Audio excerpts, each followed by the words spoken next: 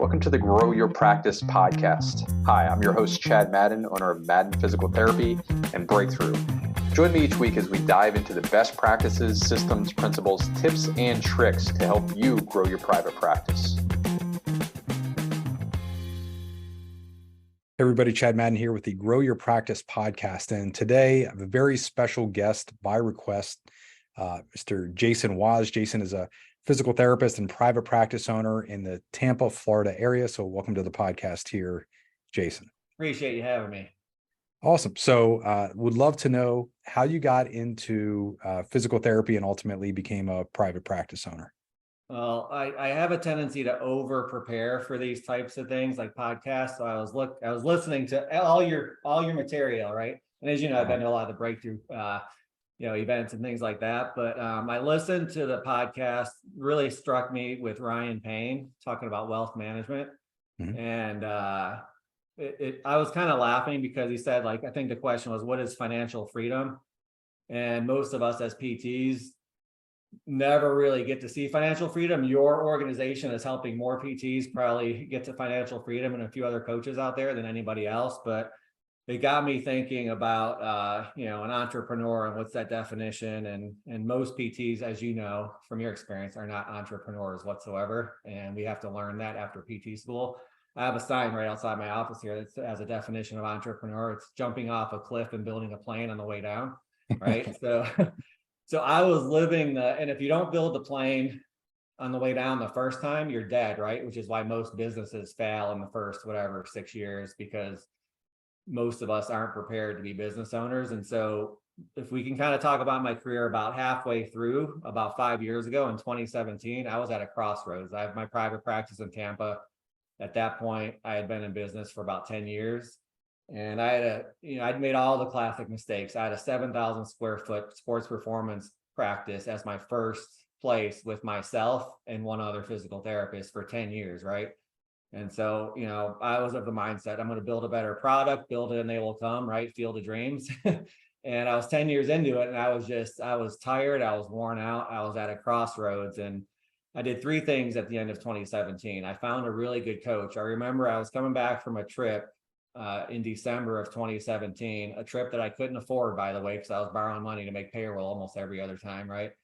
But I got a solicitation email from a PT business coach, and I think the headline caught my attention. It said, "Are you interested in having your staff PT just see 10 more patients a week?" And I was like at rock bottom at that point, and I jumped on it and it ended up being Brian Gallagher with Meg Business, who's since turned into my coach, my mentor. And I remember the first meeting I had with Brian when I was like, hey, I got to figure out a different way to do this. He's like, first, you can't have this much overhead. You need to sell the building that you have a mortgage on. And for me, that was really going to be my only nest egg for retirement, was my building. I knew I didn't have a practice I could sell because we were very popular as a practice. We were probably seeing every known sports star that in Tampa, but I had the same issue that a lot of other owners have. They wanted to see me. I had no way to scale my practice. I was done. I hired Brian, taught me how work in my practice, get out of working in my practice and work on my practice. I also, at that point in time, just happened to discover the Neubie device, which I know we've talked about before. We can kind of bring up and how that's an amazing cache. And we just talked about it before we got on. I read the book, 4 Disciplines of Execution, and I instilled Chris McChesney's philosophy. And if it wasn't for those three things all at once, I probably wouldn't be in practice anymore. And it really helped me build the ability to kind of help thousands of other physical therapists that we can talk about with my other company, NeuPTtech. But real funny story about like when I finally started to pay off all my debt, and I did it really quickly in 2018. I had a lot of debt up until 2017. It was all paid off by 2018 with, having these philosophies and having a differentiator. But my best friend in the world, his name's Bob Hudson. He's a career high school football coach. I've known him since middle school. We roomed together in college. I remember first quarter of 2018, when I finally started to make enough money to keep some in the bank to make payroll, we were at a Tampa Bay Lightning game, and beers are like $20 at the Lightning games. And he had just started a business that was a side business that he started making money as a football coach, but a different business. And I go, Bob, hey, you remember the days when we had to think twice about buying a $20 beer? And this is how good of friends we are. He's like, yeah, you mean like 2 weeks ago? And it was like, I just thought that was the funniest thing. So my definition of financial freedom is being able to buy a $20 beer at a Lightning game and not have to worry about it. So, but it took me like, 10 years of owning my practice to finally get to the point where I survived. I was able to stay in business to really figure out strategies to become successful. So, for those practice owners that are out there, we're seeing lower reimbursement, higher pay for our staff. It's harder to find staff, the whole thing. How do we get at least 20% cash in our pockets in a physical therapy practice? So, happy to elaborate on any of that stuff that we talked about, from the summit previously a few weeks ago. Yeah, that's great. Thanks for that, Chase. Exactly what you said. I was just on 2 calls prior to this one, where one with owners talking about dramatic decrease in reimbursements over the last 5 or 6 years within PT, especially for those of us that are, still in network and participating with insurances, which is the majority. What can we do to mitigate that? Plus, we have dramatic increased pressure on cost of doing business, just as you said. And in the end, we're left with razor thin margins and an inability to buy $20 beers at Tampa Bay games. Great. So can you talk about start with NeuPT Technologies, exactly what that is, and what you're doing with Neufit? I think that would be a good start. Sure. So one of my satellite locations up until 2017, we've always been kind of in gyms. Everybody knows the gym satellite location story, right? It's less rent, you have access to the whole gym, but it's really not a long-term business model because you can't control the music, you can't control the hours, you can't control what's going on. But one of the really big benefits was the owner of that gym. He's a pretty famous, well-known bodybuilder and educator for bodybuilders. His name is Ben Pekulski. He's from Toronto. He's been in the Arnold, finals and things like that, but he's really known as a very good educator for bodybuilders. And when Ben talks, he has a presence and you kind of listen. So I was in his gym seeing patients with weights banging. And I think I was actually working with an autistic teenager at the time. Can you imagine that in a gym with weights banging all over the place? But he's like, hey, I just went to this bodybuilding competition. This was, Q3, Q4 of 2017. And he's like, there's this guy I met named Garrett Salpeter, and he has this device that you seem like you're really interested in all this new technology. You should check it out. And so I called the number that Ben gave me, and it was for Neufit, for the Neubie with Garrett Salpeter. And Garrett answered the phone, early on in their business life, and had a really good conversation with him. And I could tell the company culture with Neufit and the potential, for the little I knew about the Neubie device, that it was worth a try. And little did I know until I flew there a week later, spent 3 or 4 days, that there were no physical therapists that even knew about this thing. It just got FDA cleared, at the end of 2017 in September. And I'll still remember, I was at one of Garrett's first trainings for the Neubie, and it was me. I think there was one other healthcare professional. There was about 8 or 10 biohackers, bodybuilders, business people that were interested in it. And he came to a lesson where he's talking about the nervous system. And he's like, Jason, you're one of the only medical providers here. Tell them the difference between a Golgi tendon organ and a muscle spindle. And I'd been out of school for 25 years. I'm like, well, I know what they are. And I'm like, Burrito Supreme. I'm like, thanks for putting me on the spot. So I still talk about that. But I saw what Garrett was doing just with sports trainers using this Neubie device. There were people coming in, dropping $200 on the table, literally going into a space that's 800 square feet. There were 10 people working out. They would come in happy to give their $200, and they were leaving even happier with whatever they just did with this machine. And I'm like, you know what, this has a really big potential in the PT world. So where do I get mine, and how do I pay for it, and all the other stuff? So I ended up getting a Neubie device and learned how to use it, and basically just told my staff, we have nothing to lose. Let's just learn how to use it and use it on as many people as possible. And after Q1 of 2018, when I had just gotten the device, I looked at my numbers, my stats, my KPIs, and I was busier in Q1 than any Q1 that I've ever been in business. And it was because I was able to just teach my staff how to utilize this device. And another amazing thing happened that's important for practice owners. Patients quit asking for me once they got on this Neubie device. And they started wanting to see my junior therapists that also were trained in how to use it because of the results they were getting. And so the take-home message there is, whatever you're going to sell, whatever your message is to be a differentiator, if it just works and you have a standard operating procedure on how you're going to apply it and at least expose every one of your customers to this amazing thing that works, That's how you're going to be successful. So what I did over the next 2 years, leading up to COVID, is I started developing physical therapy protocols, and more importantly, proof of concept in an outpatient physical therapy practice to show you can get ROI and how much better your numbers can get, which is having a differentiator such as the Neubie device.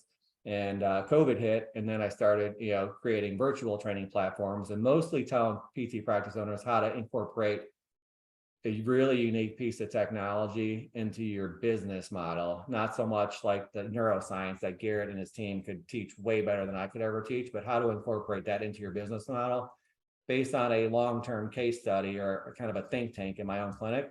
So NeuPTtech was formed to start, reach as many physical therapists as possible, introducing new technology. And that really is focused. The anchor is the Neubie device, but since then I've had companies approach me, and I've done clinical research and clinical trials, pre and post intervention, before and after on a bunch of different things. And now we represent 3 or 4 products, including the Neubie, but the Neubie is definitely by far the biggest differentiator. And so the whole company was based around helping as many other physical therapy practice owners get out of their own way, all the mistakes that I had made many, many times that I didn't know about the first 10 years in practice, and, using technology to help kind of bring them out of that slump as well. So that's what we're doing today. And that's whenever you see me at your events or in the other events, I'm at the Neubie booth telling as many PT practice owners as possible, stand at the top of the highest mountain. And, if you add something that just works, I can help you bring it into your business based on now hundreds of practices that I've worked with, and probably over 3,000 physical therapists that I've worked with over the past 4 or 5 years. So awesome. So Jason, you mentioned the Neubie device, and Garrett's been on the show here, been on an episode. We can link that out in the show notes as well for those of you that are listening and haven't heard that yet. But for listeners that aren't familiar with the Neubie device, can you briefly talk about, scientifically, what is it doing? How's it helping patients? I know I've had the what's the reset? Master reset. Yeah. Master reset. Yeah.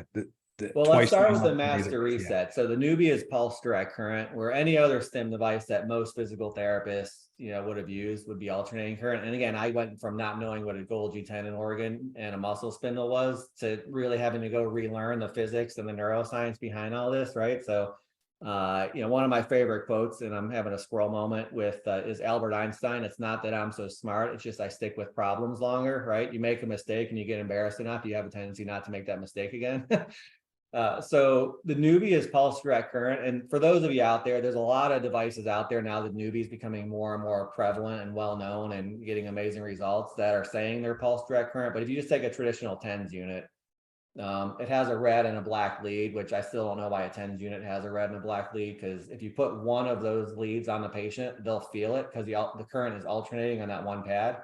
Whereas pulse direct current, specifically the Neubie, you have to have both pads on the patient in order for them to feel it, because the current flows unidirectionally, under normal polarity from the red pad toward the black pad. So one of the unique properties that provides with the Neubie is we do something called mapping. So say somebody has a shoulder issue, you basically map on the shoulder region, the stuff we're taught, a joint above, a joint below, clear the other joints, that type of thing. But you just map with a certain level of intensity on the Neubie, and wherever the patient feels the stimulation the most, that's where there's a disconnect in the connection between the brain and the nervous system, causing pain, dysfunctional movement, weakness.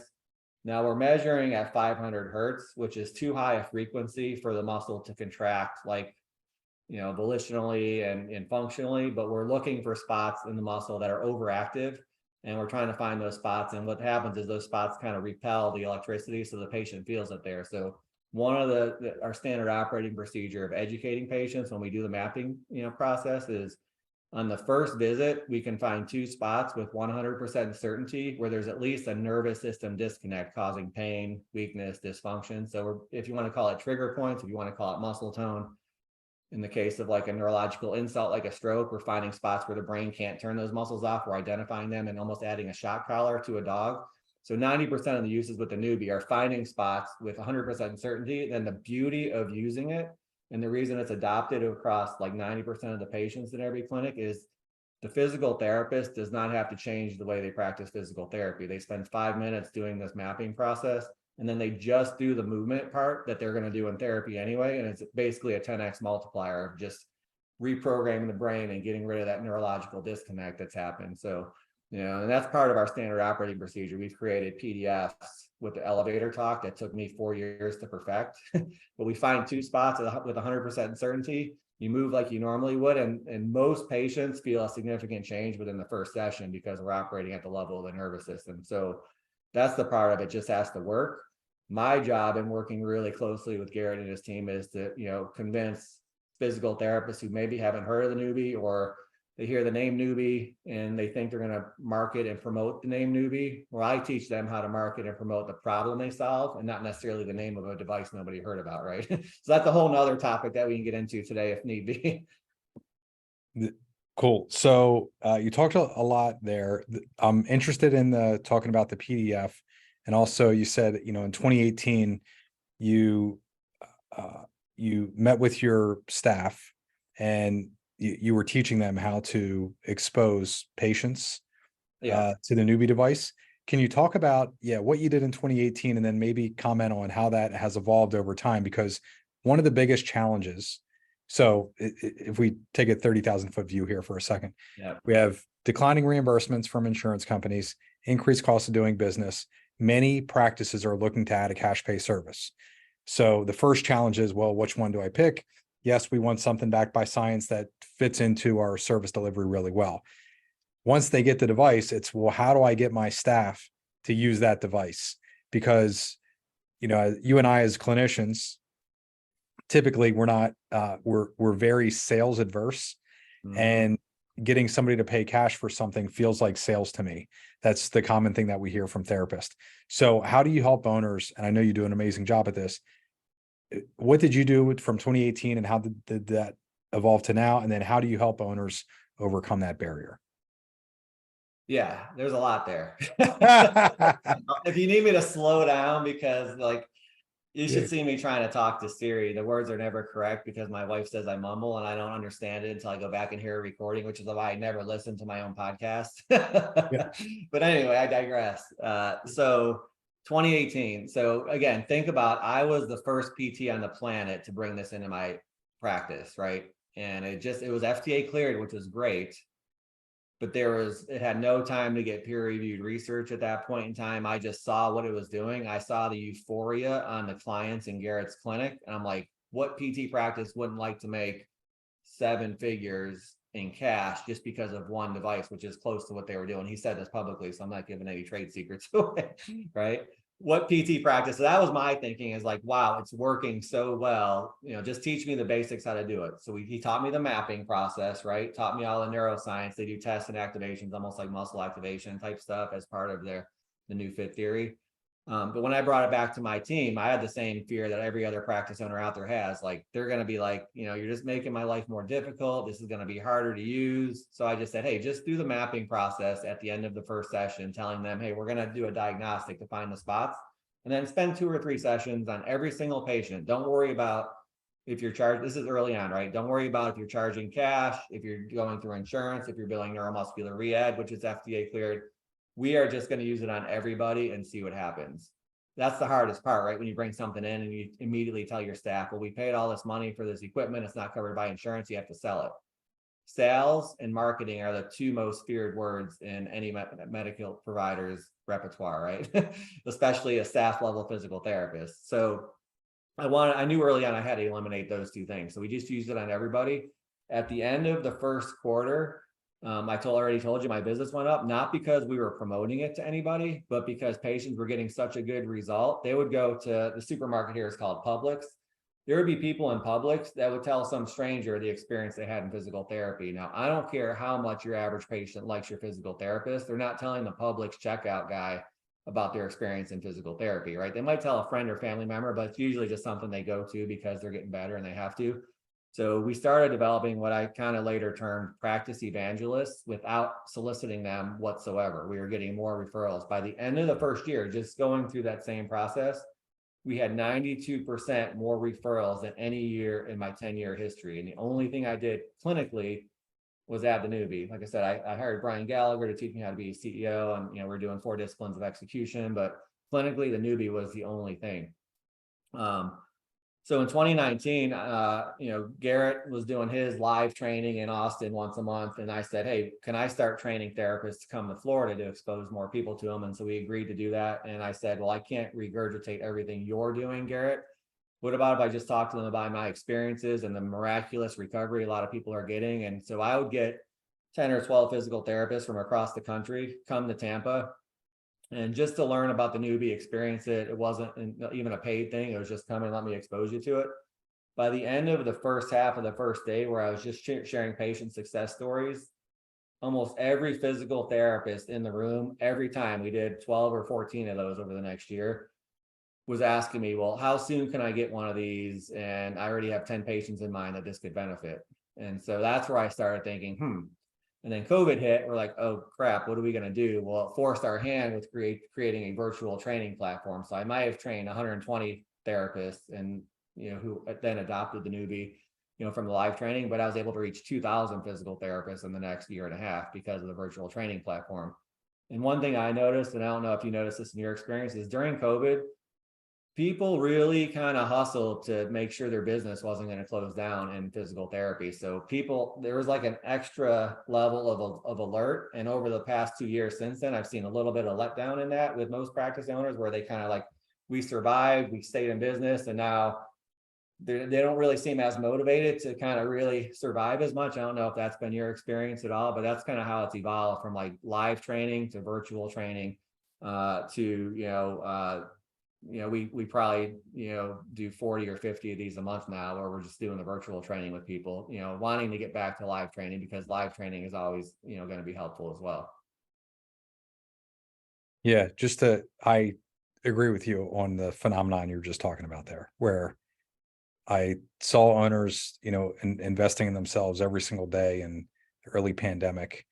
And then, once it became clear, like, oh, I'm going to make it out of this, that sense of urgency just isn't there quite today of what I saw 2 or 3 years ago, for sure. But we are seeing a lot more people pay attention to now. I've been talking about it. My practice has always been a hybrid practice, where we didn't take the bad paying insurances from the very beginning in 2007 when we opened. So we had that experience of just taking the higher payers, or else having a lot of experience with cash. But we are seeing now, since COVID, practices are really realizing they have to have like 10, 15, 20, 30% cash. Otherwise, there's not a chance, like, for a lot of them, right? So that's where the technology comes in and having a differentiator. So from 2018 to now, how the messaging has evolved, and I did a Zoom cast where I talked about this, is we still use, in my practice, because we're a hybrid practice, we can still bill neuromuscular rehab with Medicare and TRICARE, which are the two insurances that we take. Everybody else is out of network or cash pay. So we still don't decide who's going to get the Neubie, because it could benefit 90% of the people. But our net revenue per visit is up like $15 a visit every year since we added the Neubie, because of neuro rehab and how we're billing and how we're able to increase our fees. But we also teach our therapists, patients still think of physical therapy as something they need a referral for, and a doctor sends them for 75 to 80% of the time. There still are very few patients that really even know about open access, and even though we've had it in Florida forever. So I work with physical therapists in my practice and everywhere else to help them bring up the optimal health message during the course of physical therapy. They came to you for physical therapy for a neck, back, shoulder, whatever, whether it's a laser, whether it's a Neubie, whether it's another device, Indiva device, whatever it is. If a patient needs things that eventually are going to be a cash-based service, like for instance, the master reset with the Neubie. We put the pads on the vagus nerve, put the other pads on the feet, and it brings you out of a sympathetic dominant state into more of a parasympathetic dominant state. If a patient comes in and says, hey, I'm pretty worn out, I don't know if I could do a lot of heavy therapy today, we educate them about how the master reset works and why it's important to treat your autonomic nervous system. And guess what? Most of those patients, when they're done with therapy, they'll ask saying, hey, can I still come back for that? Because I'm sleeping better. I have less brain fog. I'm not arguing with my spouse for no reason anymore. That really seemed like it helped. Another purpose and use of the Neubie device is to do strength training. So if you dial the frequency down from 500 hertz, what we talked about with the rehab, down to about 55 hertz, it actually has an anabolic effect on really stimulating the nerves to make the muscle contract harder. And there's 2 peer-reviewed studies now that we help spearhead. from University of South Florida that proves that the Neubie works as good as traditional strength training without putting any stress on the joints. So our standard operating procedure with all of our patients is to do a strength session, maybe a couple of weeks before they get discharged, just to expose them to the strength specific properties the Neubie can have as part of their physical therapy. That's the ticket they're already in for. And then they'll see the delayed onset muscle soreness, but not joint soreness and things like that. So it gives us time to kind of educate them on that. So I'm a really big proponent of not having to teach your clinical staff how to sell, but teach them how to educate and expose them to the amazing properties of the tools you already have through the course of physical therapy. And that's been kind of like the golden ticket to turn everybody into a salesperson, where they're just educating at that point, Smart. Jason, you mentioned a hybrid payer model. I'm assuming that's part insurance, part cash. You had mentioned, the Garrett's practice, $200 per treatment session. And then at the same time, some insurance companies are reimbursing for this under neuromuscular re-ed. With cash pay service, selling the Neubie, selling a treatment session across the country with the practices that you're working with, what are they selling it for? How are they packaging that, a cash pay service like that? So we're widespread enough. There's a evolution of adaption or evolution of change theory, and I think that's what it's called, where it's like you're in the early, early adopter, early majority, late majority, that type of thing. We're kind of getting into the early majority now, but we're still only in, 500-600 practices across the country, being, less than conservative. But so we've had the opportunity though to see like what a practice in upstate New York, where the average net revenue per visit is still $55. We have clinics in upstate New York that have 8 Neubie devices because they're getting so many more referrals, and they have contracts with the school system where it's worked there. They told me early on, this particular clinic, we will not be able to sell it for cash. And sometimes when you get into more of a sales rep role, like I guess you could consider me being a representative for other companies, sometimes you have to read the room and agree with them and not try to push it, because you're going to lose them forever, right? You have one opportunity. So we work with them to just get more referrals for that. We have clinics that are only cash in like Seattle that are charging $200, $250. I have a former intern of mine that has a concierge practice down in South Florida, down in Miami. He was interning with me when we were just learning how to utilize the Neubie. He borrowed money from his brother who was in the military, started his own mobile business. He now has 6 machines. He has 3 therapists that use 3 machines and go to people's homes and charge $300 to $400 per session. And he rents out the other 3 machines to other customers that he has telehealth with for like $150, a day or a session or something like that. We have a clinic in Southwest Florida, which was one of the really early adopters. That makes about $100,000 a year only selling the Neubie for cash. So when people say, well, how should I do it? I'm like, well, what is your business model? How do you want to utilize it? And that's where I come in and help them customize, like, how are you going to get that message across? Everybody gets the same like SOP, single page PDFs with the elevator talk. They all get all those resources, but we customize it to however they want to utilize it. But my clinics, we charge $200 for an eval and $150 per session. After that, one of the things that Chris McChesney teaches in 4 disciplines of execution that we follow, our trifecta, our third part of the trifecta is, there's a lot of strategy out there and a lot of strategy books, but there are very few books and theories that talk about execution, but execution like simplicity and transparency.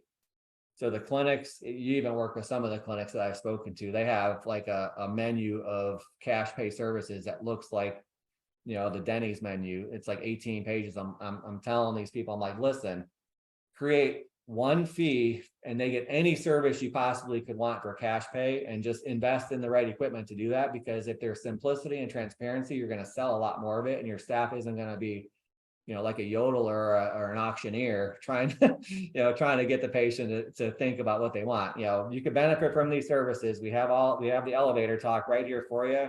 We have one price and you can get any service that we think and you think you need, and we're going to do that. And that's kind of what I'm trying to get people convinced into doing, instead of, and I also frown upon people that do half-hour sessions or half a session if they do a 40-minute or a 20-minute, because people always buy the lower one and they end up getting the full one because they stay longer. So I don't know what your philosophy is on that, but I hate when people do like half sessions, because people always buy the half sessions and they end up the therapist, schedule ends up, they have an opening after that, so they see him the full hour anyway. Exactly. One more question, right? That's typically what happens is anytime that we offer a foot in the door type model. I entertained that early in practice, but never went through with it. Like, I think we used to call it a wellness, right? Like some sort of membership where graduated patients could come in and they would basically want a treatment for $40 a month, something like that. Right. Yeah. I know the other thing that you do that I've heard you talk about and mention is the pay for performance for your staff, your team.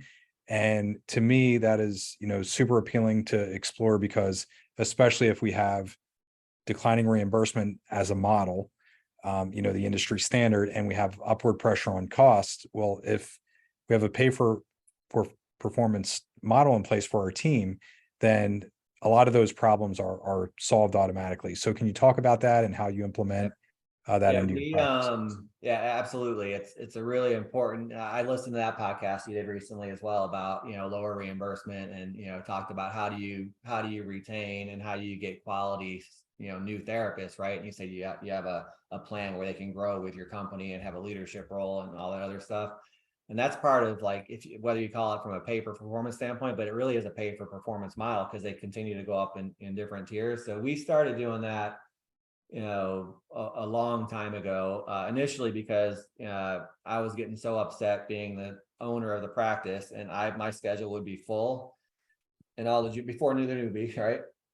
All the junior therapists were not full, and if there's a cancellation, generally speaking, they're probably going to be happy if they're not on a pay for performance, program, especially if it's late on a Friday or something, right? They're not going to be doing what we call cluster booking, trying to get somebody from next week into that spot that canceled. So there were a lot of issues with a traditional salary model, and, a 3% raise maximum at the end of every year. But if you do the math, somebody's a really good employee, you go 10 years, they're getting a 30% raise for just doing the same job over and over again. So how do we kind of have a happy medium? Brian Gallagher calls it exchange in abundance, right? So I started thinking, well, how could we do a pay for performance? So I started looking at average salaries across the board in Florida and Tampa. And so we picked the lower end of an average salary for a new grad. And so let's just say it's 60 grand. So we offer clinic staff level physical therapists a base salary of 60 grand. And the way I kind of can recruit for that is we tell them, and most of these are new grads, you're not going to get like a 30-year manual therapist that is going to want to do that, and we can't afford 20 of those anywhere. So, but most of them are new grads. We have the Neubie, where we know they could be a really good clinician right away and be that clinical wizard with the practice evangelist, right? And so 60 grand is their base salary, but they only have to see 40 patients a week, right? And what's the national average now? 60, and then outpatient setting 55, 60, something like that. Yeah, it's going down a good bit over the last 3 years because of changes in federal payer. Yeah. So let's just say, so we only say your exchange in order to be doing a good job with us is to see 40 patients a week. If you want to see 45, or if you want to see 50, and you want to kind of really work your schedule, and it's your discretion, we generally schedule at the top of the hour and schedule an hour at a time, but they can decide who can be doubled up appropriately and things like that. Mm-hmm. You get a per diem, and then you get bonus at the end of the month if you average more than a certain number over 40, and then you get another bonus at the end of 6 months and the end of 12 months. So my average new grad under that model, and they're motivated, they can either have a cake job just seeing 40 patients a week, everybody's happy, or if they average, like, I think one of my new grads a couple of years ago averaged like 46 patients a week, and with all the bonuses that we build in for performance, he made like 90 grand his first year. But I was happy he was seeing more patients. You do the math of the multiplier of what they need to generate revenue based on what their salary and benefits are, and it all makes sense. Yep. Yeah. So 6 visits a week, you're at 150. So that's 900 times 50, an extra 45K in revenue to the practice, and he gets an extra 30 of that. Yeah. And then, if the clinic, we have 3 locations, if each location works as a team and they all average 44 patients a week, we did the math and all the metrics, and depending on what your payer scale is, we can kind of help different clinics figure out what their baseline metric is. But everybody in the clinic, if each FTE averages 44 patients in a week, in a week over the course of a full month, for example, everybody, including the receptionist everybody, the tax, everybody that works there gets an extra $500 bonus every single month. Sweet.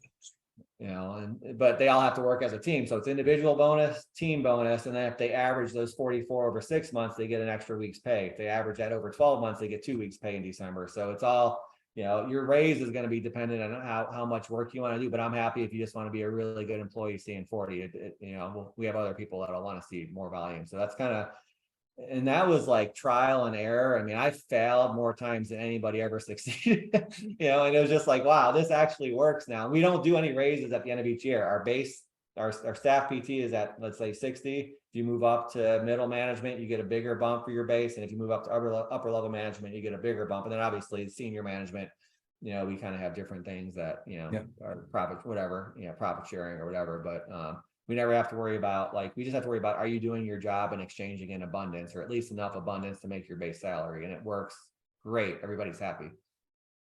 Very cool. Jason, before the call and the prep, you had sent over a document, tax benefits for the practice owner. We'll link this out in the show notes.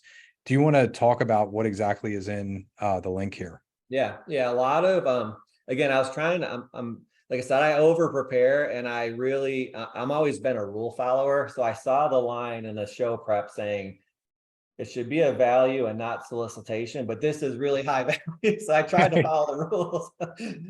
It is. I looked at it. It's great. Yeah, it's really good. So therapists don't know, if you go on that link, it's called section 179. And I am shocked whenever I bring it up for a physical therapist saying, check with your CPA. 90% of the time, it's the first time they heard of section 179, but any capital equipment and medical businesses qualify. The Neubie qualifies, an automobile, if it qualifies for business, qualifies. Again, I don't want to give CPA advice, but if you go on this website, it's called section 179.org, and the 179 is a number. It has a calculator there. If you plug in 18 grand for a Neubie, and it's still valid for 2023 tax year, and it has been for the last 2 or 3 years, it'll tell you what your actual dollar amount that's going to come off the bottom, the top line, bottom line, whichever one it is. So a Neubie with section 179, you plug in the tax bracket, it ends up costing you not 18 grand, but like 13 grand. Yeah. So, and it's real dollars. It's not like, oh, write-offs. We hear it all the time from our friends and family. Well, if the insurance doesn't pay the 200 that you bill on your fee schedule, can't you just write that off? That's not how it works, right? It's like my mom actually just said that to me. She's coming in for physical therapy. Well, can't you just write it off? No, actually I have to pay for it either way, because that's the regulation. So yes. Yes, smart. I do. I hear that one a lot. Yeah, everything's a write-off. Right. That's great. But you plug it in, any equipment. If you're buying a laser, if you're buying an Neubie machine, if you're buying an Ultra G, whatever it is, you just plug in the number there and you see what the true, really the dollar amount that you're actually paying for that capital equipment. Great. Yeah. And we'll link for all the listeners, we'll link that out in the show notes as well. Thanks for supplying. Yeah, we sent you a blog. We do a blog a day on our website, NeuPTtech.com. I mean, a blog a week. So over the past 5 years, there's probably 300 of them on there. But, we linked a blog that actually talks about how 179 would work in a physical therapy practice as well. Yeah, we'll include that. So for our listeners that are more interested in learning either about you or NeuPTtech or the Neubie device, what's the best way for them to get in contact with you? Yeah, our website is NeuPTtech.com. That's spelled NeuPTtech.com. And my email is jason@NeuPTtech.com. That's the best way to get a hold of me. And we do free consultations. I spend more time talking to people on Zoom and things like that than I do doing anything else. I'm literally living the 4-hour work week, if you've ever read that book, with my practice now, because I went from being chief cook, bottle washer, drowning in my practice, to where I have an amazing leadership team that we're getting ready to kind of transition into, much bigger roles in my practice. And so I have time to talk to people that just have questions about anything that we talked about. And it's never going to be a solicitation or a hard sale. It's literally, you probably get this all the time too, because I don't think you treat patients that much anymore, if at all, either. And people say, well, you're a physical therapist. I thought you got into this to helping people. Aren't you missing treating patients? The answer is yes, but mostly no, because when I get to, speak to 3,000 other physical therapists over the past 5 years, and really share what I've learned and made mistakes learning. And my hands are really an extension of what their hands are now. So I feel like I'm getting a lot out of just kind of helping as many other people as possible and seeing the value that provides and seeing their success. And so I don't miss it anymore because of that. If I didn't have that, I probably would. Yeah, you're leaving a big impact, helping a lot of people just in a different way. Exactly. Very cool. Final question here for you, Jason, before we sign off. Book, other than 4 Disciplines of Execution, although I guess you could use that. A book that, as you were growing up, dramatically transformed or influenced your life. Well, I figure I grew up after 2017, really. So I'm not traditionally a reader, and I'm still not a book reader, but I'm a book listener. So I do book on tape when I'm walking, like I'm getting ready to go walk in the 90,000 degree heat in the woods after this to kind of decompress. But so I listen to a lot. I've read and listened to so many more books in the past 5 years than I have in my entire life. But if you want to read a really good book that bridges the gap between being a healthcare provider and what the patient's situation is, especially with like a terminal illness, I just got done with a book called When Breath Becomes Air. It's a New York bestseller. It's by Dr. Paul Kalanithi. He was a neurosurgeon at Stanford and ended up passing away with brain cancer. So he wrote memoirs. Another one from a business standpoint, which is amazing, Buy Back Your Time by Dan Martell. Yeah, I just got that within the last month. That's funny. Anybody who's a practice owner or any business owner absolutely needs to read Buy Back Your Time. And if you can afford somebody who assists you with your calendar and your email and things like that as you get busier, do whatever you have to do to be able to hire that person. That's the main talking point of Buy Back Your Time. Love it. Great recommendations. I've heard of both. I think When Breath Becomes Air was mentioned on Tim Ferriss or Andrew Huberman podcast. Anyhow, heard that mentioned before and literally just got that Dan Martell book. So thanks again for doing this, Jason. You did awesome, and really love what you're doing in the private practice community. Thank you so much. Appreciate you having me on, and look forward to seeing you at the next breakthrough event or PPS, whichever one's first. Right. Yeah. October 5th through 7th, we're in Denver for Breakthrough Live. And then November, I'll be with you in Austin. Awesome. Look forward to seeing you there. Cool, man. Thanks. All right. Thank you so much. What's your strategy for boosting your profit margins? In the current industry landscape, margins are slim due to declining reimbursements and the rising cost of doing business. Breakthrough has just released a new course, Profitability Under Pressure. This 13-week masterclass focuses on 5 key areas in your practice that can help you increase your profits. We'll guide you through creating a financial plan, which is a step overlooked by many other practices.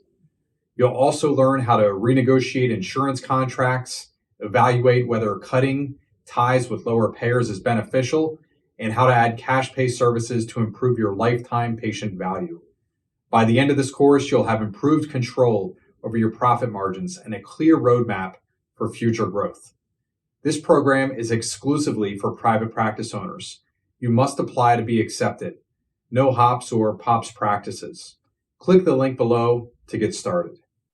Remember to visit getbreakthrough.com to access our free resource library designed specifically for private practice growth. While you're there, make sure you register for a complimentary growth assessment to learn about potential opportunities for growth in your local market. Again, thank you for tuning into the Grow Your Practice podcast and supporting our mission to help people in pain get back to normal naturally.